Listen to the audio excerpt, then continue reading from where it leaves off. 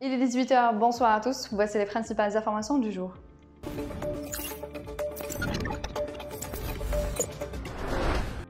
L'ancien joueur de l'équipe du Front de Libération Nationale, Mohamed Soukhane, est décédé ce mardi à l'âge de 90 ans des suites d'une longue maladie, a appris l'APS auprès de ses proches. Né le 12 octobre 31 à El Biar, Soukhane a été défenseur au Havre AC en France de 56 à 58 et de 62 à 64.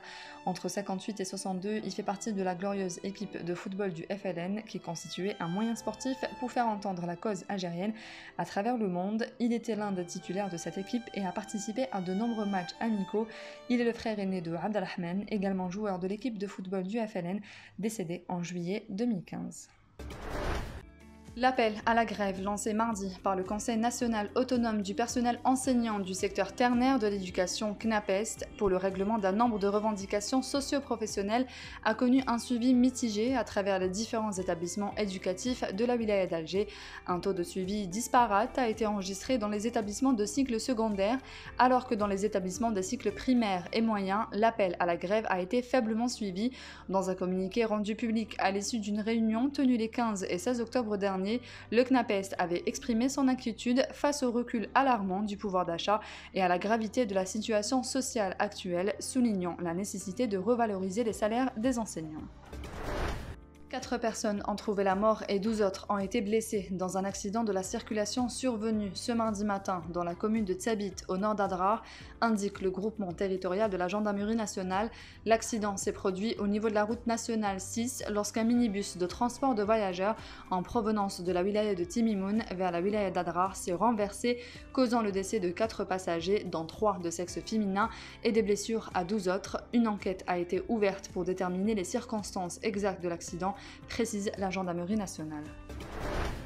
Des pluies orageuses affecteront ce soir plusieurs wilayas de l'ouest et du centre du pays, indique ce mardi un bulletin météorologique spécial émis par l'Office national de la météorologie. Les wilayas concernés par ces pluies seront dans un premier temps Oran, Mascara, Mostaganem, Redizen et Chlef, précise la même source qui note que les quantités attendues de pluie sont estimées entre 20 et 40 mm. Cette perturbation atmosphérique s'étendra ensuite aux wilayas de Tipaza, Rendefla, Tissimsilt, Médéa, Blida, Agé, Boumeldes, Bouila et Tizi Ouzou. Les équipes mobilisées pour la rénovation de la principale canalisation d'évacuation des eaux usées au niveau de la route nationale 1 à Belkhadem, Alger, procèdent ce mardi au bétonnage de cette conduite après l'avoir totalement réparée, selon la direction des travaux publics de la wilaya d'Alger.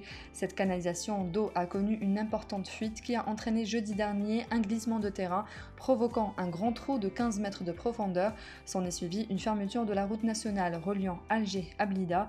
Selon le DTP Abdelrahman Rahmani, les travaux de réparation de cette principale canalisation en acier d'un diamètre de 1,5 m ont consisté en remplacement de toutes les parties défectueuses sur un linéaire de 20 mètres afin de libérer rapidement ce collecteur et d'engager l'étape de remblaiement du trou creusé.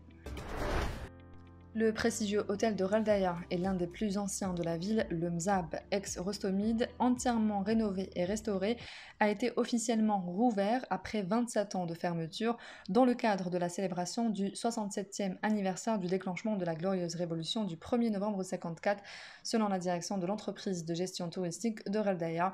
Ce joyau d'hébergement hôtelier avait fermé ses portes en 1994 pour subir d'importants travaux de rénovation achevés en 2007 sans pour autant être exploités faute de preneurs. Un autre investissement de plus de 300 millions de dinars a été consacré pour la restauration de cet hôtel, conçu au début des années 70 par l'architecte et urbaniste Ferdinand Pouillon, dans le but de faire de cette structure un pôle touristique important pour la promotion de la destination Le Mzab. Ligue 1, le Mouloudia d'Alger a remporté son derby contre le CR Belouizdad en s'imposant 2-1 en match de la mise à jour de la première journée cet après-midi au stade du 5 juillet, un derby qui s'est déroulé finalement sans public à huis clos. Le Mouloudia a marqué ses 2 buts en première mi-temps avant que le Chabab ne réduise le score sur penalty à 1 minute de la pause. Dans les 2 autres rencontres disputées, le AS Sétif s'est imposé difficilement devant Baladiyet Chelromleïd, but marqué à la 90e minute, donnant la première victoire aux Sétifiens, tandis qu'à Médéa, les Canaries de la JSK ont tenu en échec l'Olympique local 0 partout. C'est la fin de ce journal, merci d'avoir suivi, on se retrouve demain à la même heure sur nos réseaux sociaux.